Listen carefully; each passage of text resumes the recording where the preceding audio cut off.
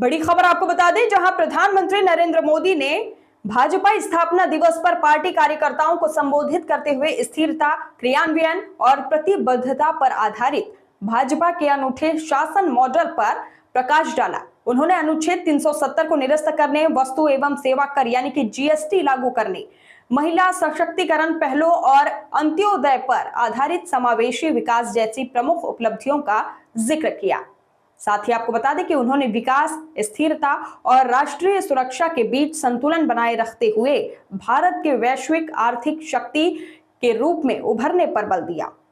साथियों, आज बीजेपी जिस शिखर पर है, उसकी चमक सबको दिखती है, लेकिन यहां तक पहुंचने के लिए लाखों कार्यकर्ताओं का जो श्रम है, उन्होंने जो तप, त्याग और तितिक्षा की पराकाष्ठा की है, उसे वही जान सकता है जो इस पार्टी के संकल्पों के लिए समर्पित होकर स्वयं इस साधना का हिस्सा रहा है।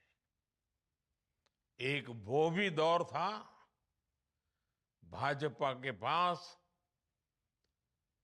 किसी कोने में दूर दूर तक सत्ता का नामो निशान नहीं था, न कोई संसाधन और न ही कोई सुविधा थी। उस समय भाजपा कार्यकर्ता के लिए कहा जाता था कि उसका एक पैर रेल में और दूसरा जेल में होता है। जनता के साथ जुड़ने के लिए भाजपा कार्यकर्ता रेल से एक शहर से दूसरे शहर भागता रहता था, दौड़ता रहता था, और जनता से जुड़े मुद्दे उठाने के लिए जेल जाने में भी संकोच नहीं करता था। उस कठिन समय में भी भाजपा के कार्यकर्ताओं के पास सबसे बड़ी चीज थी आने वाले भविष्य पर भरोसा। उनका दृढ़ विश्वास था कि वो आज जो मेहनत कर रहे हैं, उससे आने वाले भारत का भविष्य उज्जवल होगा। और इस भरोसे के लिए भाजपा के कार्यकर्ताओं ने क्या क्या नहीं सहा। आपातकाल, इमरजेंसी का घनघोर दमन, कांग्रेस के षड्यंत्र, राजनीतिक रूप से हमें अछूत बनाने की लगातार कोशिशें, इन सब से लड़कर हमारे निस्वार्थ कार्यकर्ता पार्टी को अपने परिश्रम से, अपनी साधना से, अपने संकल्प से यहां तक लेकर आए हैं। और इस यात्रा में हमारे कितने ही कार्यकर्ताओं को अपनी जान तक गंवानी पड़ी है। हमने बंगाल और केरलम जैसे राज्यों में देखा है, वहां किस तरह हिंसा को पॉलिटिकल कल्चर बना दिया गया है। लेकिन भाजपा कार्यकर्ता ऐसे हालातों में भी डिगा नहीं, डरा नहीं। आज भी भाजपा का कार्यकर्ता देश सेवा के भाव के साथ निरंतर काम कर रहा है। आज भाजपा के स्थापना दिवस पर पार्टी के लिए अपना जीवन गंवाने वाले सभी कार्यकर्ताओं को श्रद्धांजलि देता हूं, नमन करता हूं।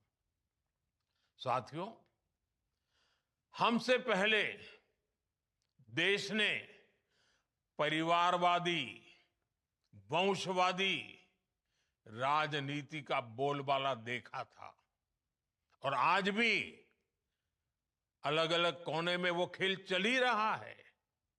या तो फिर लेफ्ट का गवर्नेंस मॉडल देखा था, लेकिन हमारा गवर्नेंस मॉडल यूनिक रहा। हमारे गवर्नेंस मॉडल में पॉलिसी में स्थिरता थी, सरकार में स्थिरता थी। हमने जो कहा वो करके दिखाया। आज भाजपा की पहचान के साथ ये बात जुड़ गई है कि जो वो कहती हैं वो जरूर करती हैं। साथियों, भारतीय जनता पार्टी ने वडोदरा में 1994 में महिला आरक्षण का प्रस्ताव पारित किया था। हमने ये भी तय किया था कि संगठन में ज्यादा से ज्यादा महिलाओं को आगे बढ़ाएंगे, और सरकार में आने के बाद हमने महिला आरक्षण का अपना वायदा पूरा करके दिखाया। अब हम पूरी शक्ति से जुटे हैं कि साल 2029 में नारी शक्ति वंदन अधिनियम की भावना के अनुरूप ही चुनाव हो। साथियों, आज भाजपा गुड गवर्नेंस का सिंबल बन गई है, लास्ट माइल तक डिलीवरी का सिंबल बन गई है। पंडित दीनदयाल उपाध्याय जी ने हमें अंत्योदय का सिद्धांत दिया था। हमने इसी विजन पर चलते हुए सैचुरेशन का मार्ग अपनाया। इसी का नतीजा था कि देश के 25 करोड़ गरीबों को गरीबी से बाहर निकालने में हम कामयाब रहे। साथियों, डॉक्टर श्यामा प्रसाद मुखर्जी ने जम्मू कश्मीर के लिए अपना बलिदान तक दे दिया था। दशकों से जम्मू कश्मीर में अनुच्छेद 370 देश की संवैधानिक एकता और अखंडता के लिए एक चुनौती बना हुआ था। एक दीवार खड़ी कर दी गई थी। उस समय कश्मीर से 370 को खत्म करना, इसे पूरी तरह से असंभव माना जाता था, नामुमकिन माना जाता था। लेकिन अपनी स्थापना के दिन से ही भाजपा का एक संकल्प था कि 370 का कलंक देश के साथ माथे से हटकर रहेगा, और हमने ये काम करके दिखाया।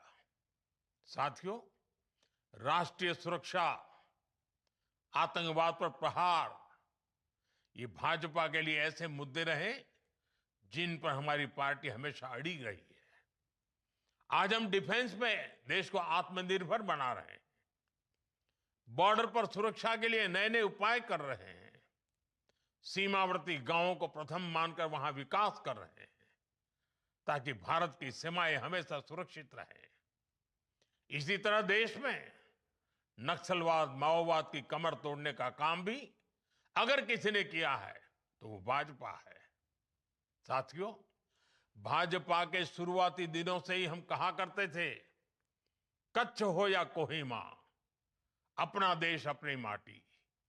भाजपा आज एक भारत श्रेष्ठ भारत की भावना के साथ देश की एकता के लिए काम कर रही है। जीएसटी लाकर हमने वन नेशन वन टैक्स का संकल्प साकार किया।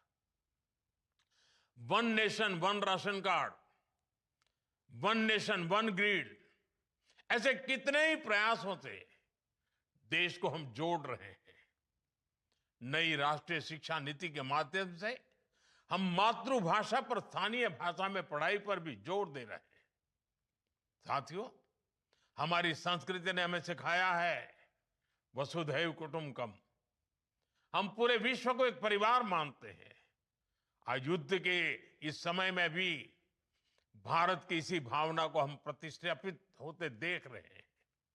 एक समय था जब भारत सबसे समान दूरी बनाकर रखने में गर्व करता था। आज का भारत सबसे समान निकटता बनाकर चल रहा है। साथियों, हम विकास और विरासत दोनों को साथ लेकर चल रहे हैं। कांग्रेस ने हमेशा सिर्फ एक परिवार को प्राथमिकता दी, बाकी के साथ अन्याय किया, घोर अन्याय किया। जबकि भाजपा मां भारती के हर महान संतान को उचित सम्मान दे रही है। नेताजी सुभाष बाबू के नाम पर पराक्रम दिवस, अंडमान में उनकी प्रेरणा से द्वीपों के नाम, 26 जनवरी की परेड में आजाद हिंद फौज को सैल्यूट, ऐसे कितने ही काम हुए हैं जो कांग्रेस सरकार में सोचे तक नहीं जाते। खादी को पुनर्जीवित करना हो, स्वदेशी के लिए लोगों को फिर से जागरूक करना हो, भाजपा ने राष्ट्र की चेतना को नई ऊर्जा दी है, नई प्रेरणा दी है। साथियों, पूरे विश्व में एक अवधारणा रही है कि पर्यावरण की रक्षा करते हुए विकास बहुत मुश्किल होता है, लेकिन भारत ने इस अवधारणा को भी तोड़ा है। हमने पर्यावरण की रक्षा करते हुए अपनी अर्थव्यवस्था को तेज गति दी है। 11 साल पहले भारत दुनिया की 11वीं सबसे बड़ी अर्थव्यवस्था था। इतने कम वर्षों में दुनिया की 4थी सबसे बड़ी अर्थव्यवस्था बने हैं। और ये तेज विकास पर्यावरण की रक्षा करते हुआ है। भारत आज क्लाइमेट चेंज से जुड़े लक्ष्यों को समय से पहले प्राप्त कर रहा है।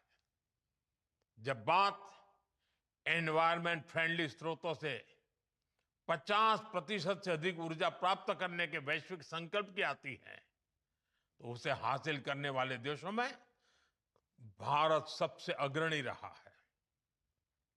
2014 से पहले भारत की सौर ऊर्जा क्षमता 3 गीगावाट से भी कम थी, लेकिन आज यह बढ़कर 140 गीगावाट से अधिक हो चुकी है।